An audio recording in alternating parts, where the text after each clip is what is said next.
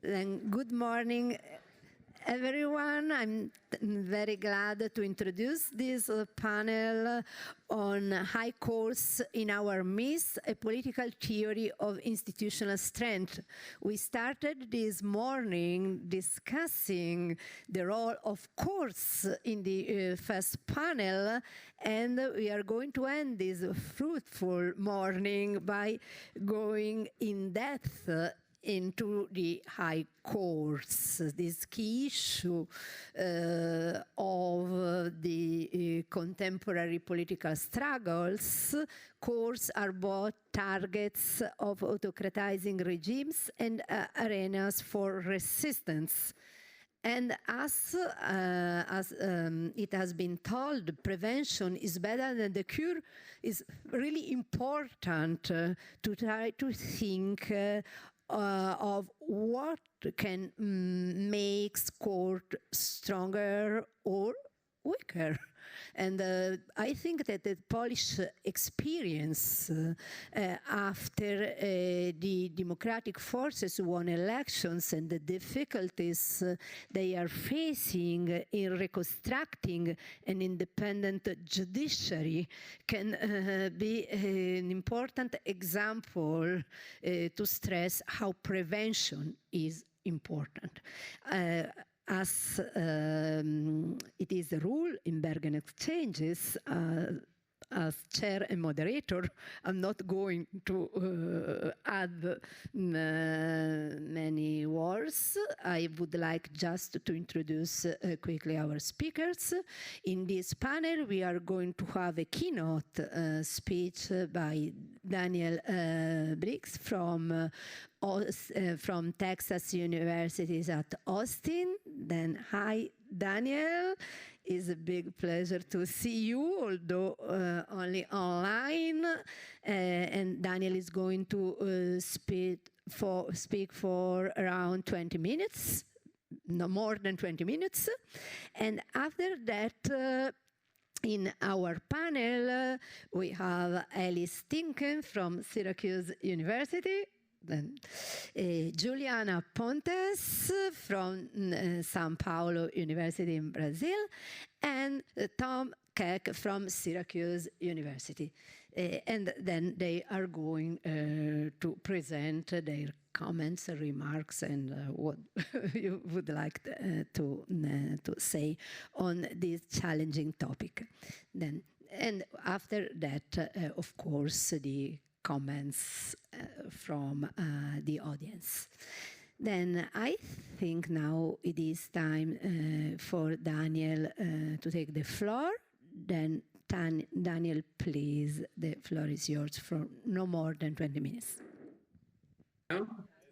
Okay, great. So nice to see you all. I'm so sorry I couldn't be there in person. Sounds like you've already been sort of dipping into the topic. And I wonder, I don't know what you did in the first panel, but I wonder if the first panel maybe could have gotten into sort of the details of specific struggles over courts and so on. This presentation today is going to be much more a broad-based, mostly theoretical, with some examples view, and focusing really on almost structural elements of the political and institutional context that can help courts provide some strength. So let me share the presentation with you, and then we'll get going.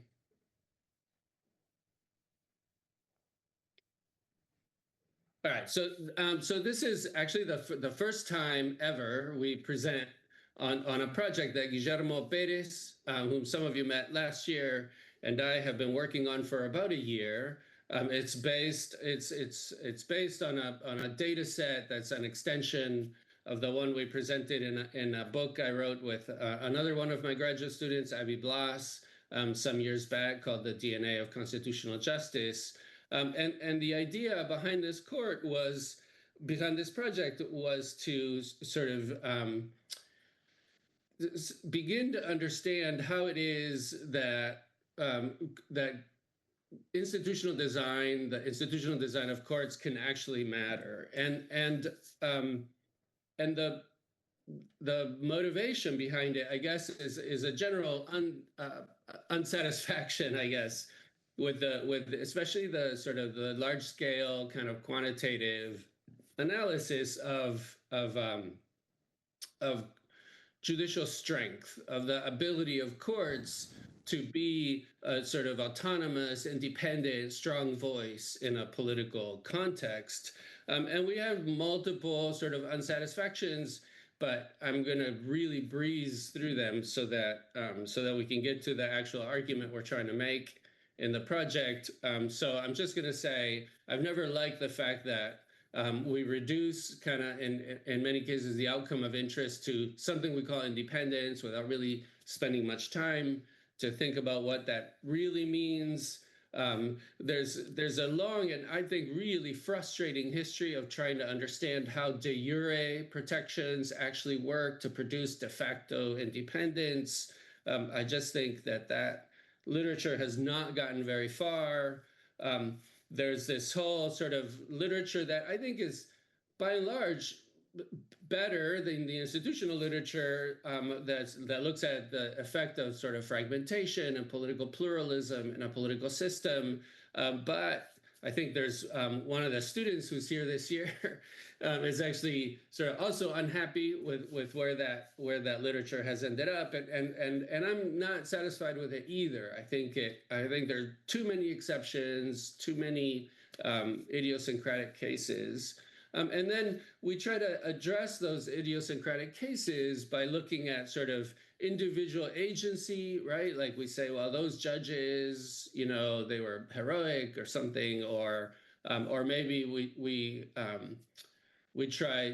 explain it by sort of alluding to the socialization of judges, right, into a court or through sort of these international networks of judges or whatever, right? And those, for me, are, I guess, just a little unhelpful because they're a little too ad hoc, right? I mean, I don't think it's wrong to say that those things matter and that sometimes judges reach levels that we wouldn't expect and so on. But I just think it's all a little bit too ad hoc and after the fact. And they don't really help us understand when we're going to see a court emerge as a really strong actor.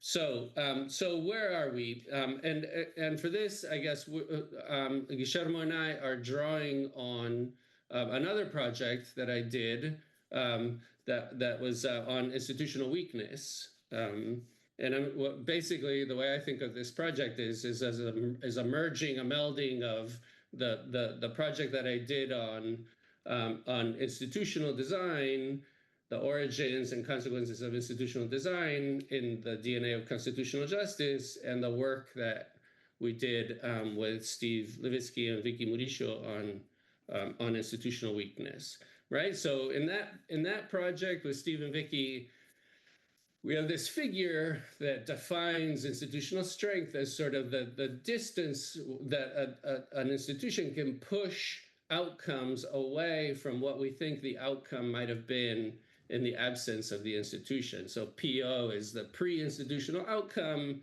and IO is the institutional outcome. And the further apart those are, the stronger the institution is in that context, on that issue or on those issues. And IO prime is sort of the institutional ambition, right? So you can write an institution that's really going to move the needle a lot, but then the reality is that, you know, almost every institution falls somewhat short of that. And so those are the kind of three parameters that we look at. And so the first challenge in this project was to translate that into something that works for high courts. And I think it actually works really well, and it actually simplifies the task pretty well. So think about say a three-party system in which one party, A, has won the election and is in power, right? An autonomous court will be located somewhere within that system. Here we've put it in the middle, right? Where it is a function of institutional design, right? So where kind of ideally it would be in this scheme is IO prime, right? That's the institutional ambition. The more autonomous the court is, according to the sort of the way we define that and the way we measure that in the project, the further away it is from any outside party, any single outside party, or particularly the party in power, right? And so the institutional design, right, kind of pushes the court, at least ideally, nominally, formally, away from the party in power. And of course, institutional design can vary. That was the whole point of the first book, right? So that IO prime could be really far from the party in power, or it could be closer, or it could be essentially identical to the party in power, say, with a design that says you get to nominate, you get to appoint all the judges unilaterally at the beginning of your term, and judges only have, say, a 4-year term, so you can always keep them really close to you. So that's sort of what we're looking at. We're going to measure IO prime using the institutional variables that we designed in DNA of Constitutional Justice, and then try to figure out where the court's outcomes actually fall, right? So in this case, then PO is also easy to define, right? The pre-institutional outcome is basically whatever the party in power wants to do, right? Particularly on constitutional issues, particularly, say, especially, in the case of a backsliding regime, for example, when the party in power wants to push the regime away from its sort of democratic foundations, right? Then PO is basically what the party in power wants to do, and then IO would be whatever the court does in response to that, right? So if the court reacts by sort of protecting the regime and setting outcomes far away from what the party in power wants, then you have a very strong institution. And as the court gets captured or brought closer to the party in power, then you have a weaker institution. So formally, that's pretty straightforward. Measuring it, of course, is really different, but we have a series of sort of de facto outcomes that we're going to use to measure. And I think all of us kind of know intuitively that at some point, right, IO equals PO when the court is completely captured and completely taken over by the party in power and becomes a tool of the regime, right? So what's the theory then? And I guess I want to clarify, we haven't done the empirical analysis yet, right? That's the part we're about to start now. We just finished working with the database literally like a week ago or 2 weeks ago. And so next is all the analysis. But here's the theory, right? In the Weak Institutions book, we said, well, an institution's strength, it is really a function of how strong its political supporters are and how much stronger they are than the people who oppose the institution, right? Because we understand that institutions are distributive and they always have a coalition of support and one that opposes it. And for high courts, right, if we understand high courts as a mechanism to constrain the party in power and to keep it within the guardrails of a democracy, then for high courts, strength is a function of the operational strength of the opposition and its willingness to protect the court, right? So every court needs, in this scheme, a socio-political coalition that's going to protect it from the attacks of the party in power when there's a conflict, right? So where does that come from? And here's, I think, where I think we're different than other arguments that people have made, right? Because we understand this to be sort of an interactive effect, right? Institutions really matter because the court's autonomy determines who gets the goods that the court is distributing, right? If it has zero autonomy, then it's the party in power that gets the goods. And if it has lots of autonomy, then it's the opposition to the party in power. It's people who are resisting or struggling against the party in power. And the court's authority, its scope of authority, I'm not going to define it here. We spent basically half the book doing that in the previous project. But the court's scope of authority determines the value of the package of goods that the court can distribute. So that a court that has like lots of social and economic rights, lots of protections for the political system can distribute those goods broadly and craft broad coalitions of support that go beyond the party in power, right? Now, the opposite is also true, right? Courts with low autonomy only benefit the party in power. They're strong as long as that party stays in power. They fall as soon as that party loses power. Courts with low authority distribute fewer goods and have less to work with in building a coalition of support, right? So the sort of the core argument, this is why we called this institutions in our midst, is that those coalitions can only grow in fertile political soil. You have to have, the court needs someone to play with, right? It needs someone who can operate sort of all the veto points that are built into its institutional design, right? And if the party in power is too hegemonic, right, then it's going to colonize all those veto points, and then the court will essentially be exposed to pressure by the party in power. And similarly, right, a more pluralistic political environment gives the court someone to distribute goods to, right? So you can build a coalition of support only if there's a sort of broad base of actors who are politically relevant that you can distribute goods to, and if those actors can operate the sort of institutional mechanisms that are supposed to protect the court. And that's why sort of the politics and the institution kind of run together.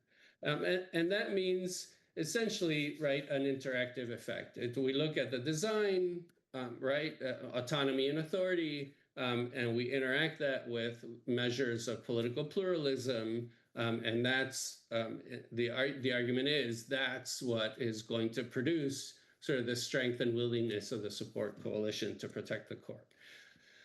So what that means is we have, at the end of the day, a much more complicated set of predictions, of expectations about how a court's going to operate within its political system. And I don't really have much time to go through this in any detail, but the point is that we think that with these three dimensions at work, we can think of lots of courts pre-1985, right, where there was some political pluralism. If we think of Colombia before 91, or Costa Rica since 1948, or Venezuela, right, that there was alternation in power. Courts had low authority by design, low autonomy by design. They were sort of irrelevant in the political arena. Some of them that were more powerful, that were more interesting political targets, right? Like the Argentine court pre-1994 would just flip every time there was a change in government. They would be controlled by the new government. And that's famously true of Argentina, right? These two predictions here are really kind of different from what you would expect from a fragmentation argument, right? And that's mostly due to institutional design, right? And so I want to get to some actual courts. So I don't want to delay too much here, but the courts that, for example, the courts that have always been highlighted as independent, I think, are courts that have a good design, that had some alternation in power, Uruguay and Chile before the dictatorship. And yet, the courts were autonomous, but not very active on political issues, right? They were just there to protect kind of the basic rules of the game. And then when you lose pluralism, well, when you lose that sort of that fertile political environment, right? Like El Salvador under Bukele, we're going to see this in more detail in a minute. If you have a court that's very sort of low authority, then you just get kind of unchecked illegality. And if you have a court that's much more active, then the regime can use it to sort of deconstruct the existing legal framework and put it to work to go after the opposition, right? So that's, I think, the overall framework. Let's look at some particular courts, right? So here's El Salvador, and let's see if this works. Yeah, that's going to work. So here's the graph, right? If we just look at it on 2 dimensions, right, authority and autonomy, it just looks like the court has made a move, right, from 1975, when it was low autonomy, low authority, to, you know, sometime in 1993 when it has, so it's still low levels of authority, but quite a lot more autonomy, right? After the peace accords, there's a new constitution, there's a new court. But then, and so if that's all you were looking for, and after that, sort of the court becomes a little bit more trustworthy, right? It becomes a little bit more of an autonomous entity in the political arena. It starts to have some capacity to act beyond the preferences of the party in power, right? But now the court has lost that completely, right? So how did that happen? Well, right, under the argument, you can see how that happened right here, right? We went from immediately after sort of the transition when the opposition wasn't super strong, but there was some party fragmentation. There were other parties that could actually work, to the Bukele years when first in 2021 and then in 2025, Bukele's party just kind of controls the entire political arena, right? And there's no one to there's no one to complain when Bukele and his party sort of remove all the justices from the Supreme Court, appoint their own people, and turn the court into an extension of the regime, right? So so that essentially is kind of how the two mechanisms work together, right?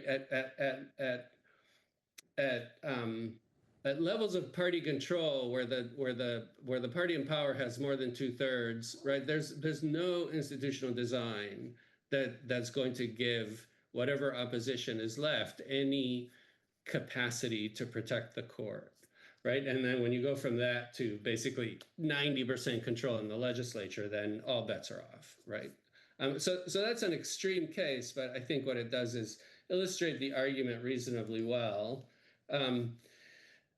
The sort of other interesting case, I think, is Colombia. In Colombia, right, the new design of the, again, if we sort of make the opposition, the strength of the opposition sort of disappear in the graph, right, we see this really sort of remarkable transformation from, right, a really weak court to a court that has a lot more authority and autonomy, one of the strongest courts in Latin America. And what's interesting is that court begins to matter almost right away, right? The first set of justices appointed to the court sort of takes up the banner of the new constitution and goes out and really changes the politics of Colombia, even at a time when the party in power is still very, very strong, right? But here's where the institutional design comes in. Even under sort of parties in power that are, you know, majoritarian, right? There's still enough of an institutional design that gives other actors the ability to have influence on appointments and retentions to the court, and so on. And the wide range of authority, the wide range of rights, the ease of access into the court really starts to create this socio-political coalition almost right away, right? And so that gives the court the strength to act, right, even when there's a strong majoritarian party in control, to act in opposition to that party. And over time, right, the Constitution itself creates the conditions to fragment the political system even further, right? So that's kind of how the arguments work. I've run out of time. I could talk about Argentina, my favorite case, but let's go just to the conclusion then. It's really kind of straightforward. More authority and more autonomy in a plural political context create a strong support coalition for the court give it the motivation, right, to act, to protect the court, and that produces or can produce strong courts that challenge the party in power. So that's the argument, essentially, in a nutshell. And I'm really looking forward to the comments. Thank you very much. Thank you so much, Daniel, for this wonderful presentation. And now it is time for the other panelists. Then I would like to start with Elise. It's not often a grad student gets their own microphone, so. Thank you, Dan, for the presentation and this new framework. It's very exciting. I actually draw on the original autonomy, authority, two-dimensional framework in some of my own work, and I've found it incredibly useful. The court should have the authority, aka, the rules, to be able to be empowered to make decisions, and the autonomy, meaning that it should be able to choose based on how it actually sees either the law or the political circumstance and how that should play out. And so what I think this institutional or this oppositional strength dimension gives us is this additional, why does the court have bite? And under what circumstances does it have bite? And so when is a court that's independent also independent and powerful? So I think that that's really helpful, especially when our prevailing question for the panel is, when can courts maintain their power despite, the political pressures put on them? This question is actually super hard. And I think my favorite metaphor for courts in constitutional contexts, in constitutional politics, is a referee of a sports game.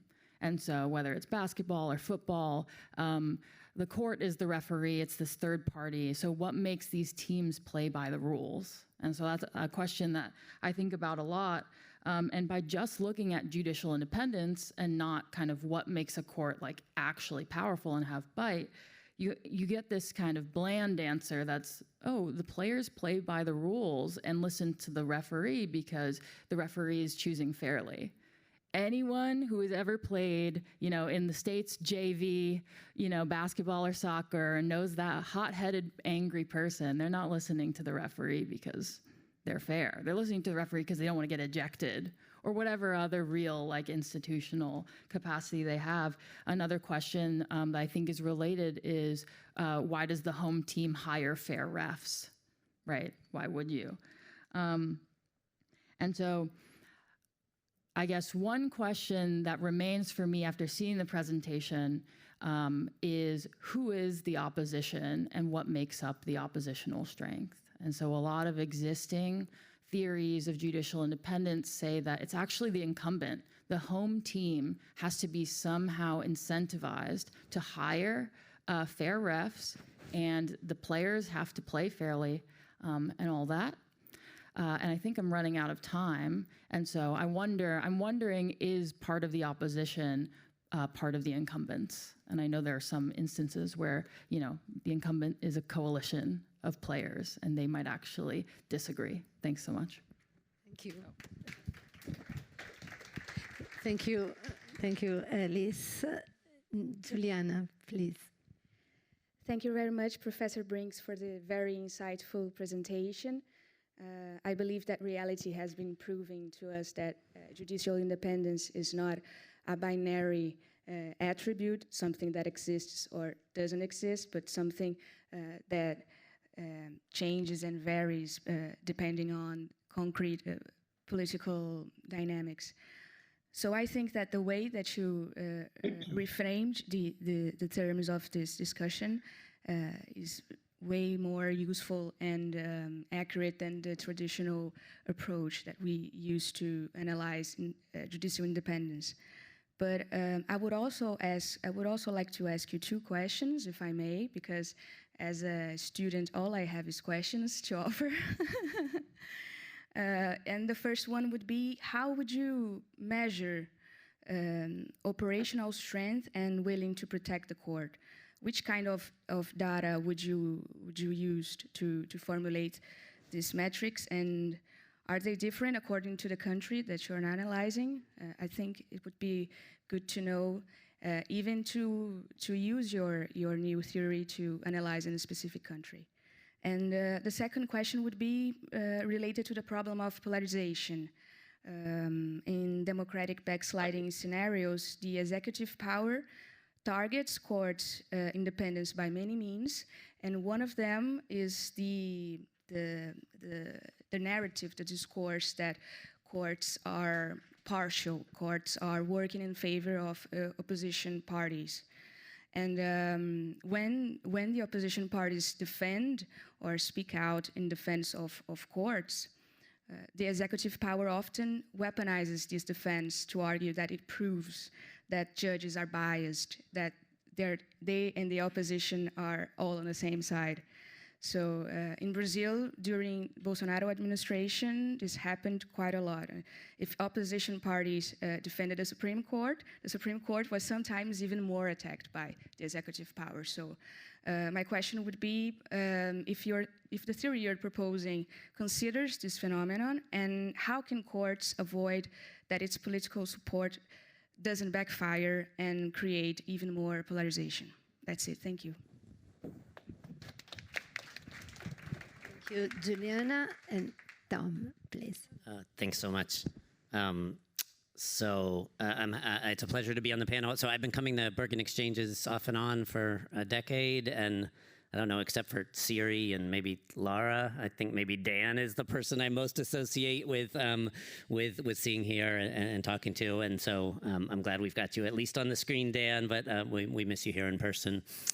So I got 3 quick questions. I think maybe the first 2 are sort of within the scope of your theory, and the third one might be asking about something else. I'm not sure, but so one, just to make sure I'm understanding, and I know you're presenting like a whole book project in 20 minutes, so that's challenging, of course. So in the absence of political pluralism, your theory is suggesting like there's no variance, right? Like the courts are never going to be strong right if opposition strength is too weak. I just want to make sure I got that right. There's no variance in there. My second question is, so I mean, Dan, so I've learned, I don't know whether to stare at Dan or stare at the audience. Sorry, it's confusing. Dan, your face is like down by the floor for us. For the audience, it's up in the air. So I've learned from Dan's work that the dimension of autonomy, which he's presenting here today as sort of one thing, but that actually includes 2 different dimensions itself, right? And that is both ex ante and ex post autonomy or independence. So to what extent are judges selected via some process that is not completely controlled by the sitting government? That's ex ante. And then once they're appointed to the court, to what extent do they have autonomy to act without repercussions and the like? And so and those 2 things can vary in all directions, right? So if the U.S. federal courts famously have very low ex ante autonomy and the highest in the world ex post autonomy, right? And so I'm sort of curious if that, like, do those 2 dimensions, is autonomy just one thing? Is it just like adding those things together for the purposes of this theory, or does it matter which of those is high and which is low? And then my third question, and this one is maybe outside the scope of what you're trying to do. But so I keep thinking about contemporary courts in the U.S. under conditions of autocratization. And I know this is a theory of high court strength. So I could ask Dan to talk about how it applies to the U.S. Supreme Court. But the thought that I keep having is that, courts are not unitary institutions. Like, countries don't have one court, right? The judicial system as a whole is often internally divided. And so we heard a little bit from Rachel about this in the U.S. this morning. There's been dozens and dozens and dozens of rulings by lower federal courts against the Trump administration this year, and a great many of them have been reversed by the U.S. Supreme Court. Thankfully, the U.S. Supreme Court doesn't hear that many cases, and so they can't reverse all of them. But it's still, to some significant extent, the U.S. federal courts are at war with each other at the moment. And so I'm curious if the only way I can make this almost like be sort of relevant to Dan's actual theory, which is a theory of high courts, is I'm curious whether other judges are a relevant actor in understanding what we might expect high courts to do. Thanks. Thank you very much, Tom. I think now it is time to open the floor to the participants here through the audience. Well, this is why it's so great to be able to come to Bergen in person and to be able to have these conversations with you after the panel's over, because there's never enough time in the panels. I want to address at least some of the stuff that came from the panel. There are a couple questions. So nice to see you, Varun. It's been a while. And the rest of you, of course, but Varun, it's been so long. So I think some things for our project we just have to take as exogenous, right? I mean, the institutional design for this argument we're taking as sort of exogenous. That was the whole sort of subject of the first book, and the same with this political economy question, right? I think one thing that happened after the 1980s in Latin America was a completely different political economy that produced a really different set of constitutions that was sort of the institutional foundation for courts to emerge as relevant political actors. And so I agree that those things are super important. We really do need to think more about sort of the first mover and how that goes. But right now, that's outside the project. I'm just going to say, so for Alice, I've always thought people always say they want a fair ref, but that's only because they can't get a favorable ref. Right. And I used to really think that the courts could only survive if there was support for them from the party in power, from the incumbent. And I've lost all faith in the constituency of the party in power. Right. I just think, especially in polarization, in highly polarized contexts, we've really attachment to the institution as an institution is too slender a reed to put much faith in or on. And so I'm really looking for courts, for people to be advancing their own interests by protecting the court.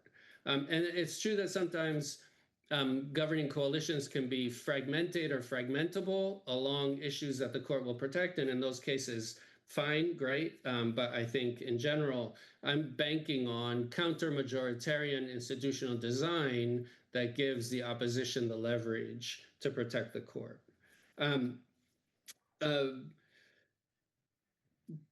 Yeah, so Juliana, how to measure operational strength? But basically, we're sort of assuming it from the institutional design, right? So in Colombia, for example, the different actors have the ability to have some relevance in the naming process. Argentina is maybe the easiest example, right? The new constitution moved the decision point for approving Supreme Court justices from a simple majority of the Senate to a 2/3 majority, and that changed everything, right? That gave the opposition the ability to block appointments. Now, right now, that means the court is seeing fewer and fewer justices seated, but the alternative is a captured court. Right. So I think what we're looking for is institutional design to give the courts strength, or to give the opposition operational strength. And we could talk more about that. Tom, really great questions. I do think it matters. Ex ante and ex post, they work differently. One sort of creates the preferences on the court, and the other one protects the expression of those preferences over time. Right. And so different combinations of those can matter a lot. And I think that's what we're seeing in the US, for example, with courts that are sort of because there's such high levels of ex post protection, right? The preferences on the court can persist over a really long time. And that can create an oppositional court when there's a change in power. But it's time bound, right? It's time bound by the limits of ex post protections. So I don't know if that's too cryptic, but in 3 minutes, Am I out of time? I didn't check the time when I started. I know 1 minute, but one minute more. Okay, let me see. So if there's no pluralism, no variance. Initially, that's what I thought, right? Initially, I thought this sort of pluralism is like the Higgs boson of institutional design, right? It's what gives institutions mass. Without it, institutions just don't matter at all. But I'm moving away from that now. I think to think that actually institutions is how authoritarians get their work done as well, right? So building a more powerful court that is thoroughly captured by the government just gives the government more tools to use the court, and that's why I think with low pluralism, but a sort of really highly capable authoritarian court, right? You can see a lot more sort of abusive legalism, more accomplished, more polished, maybe, but really sort of tied to the preferences of the party in power. Whereas I think the old pattern of giving courts very little work to do, giving them very little in the way of sort of jurisprudential tools and so on, would just sideline the courts altogether, maybe open up more space for straight up arbitrary use of power without even the veneer of legality. So I think there is something to be said yet about how institutions operate in context of sort of hegemonic political control, but I think the variance runs through authority and not through autonomy. And I'll just stop. Thank you so much, Daniel, and thank you very much to all the panelists. And in the next days, we will go back to this topic of courts and judicial independence.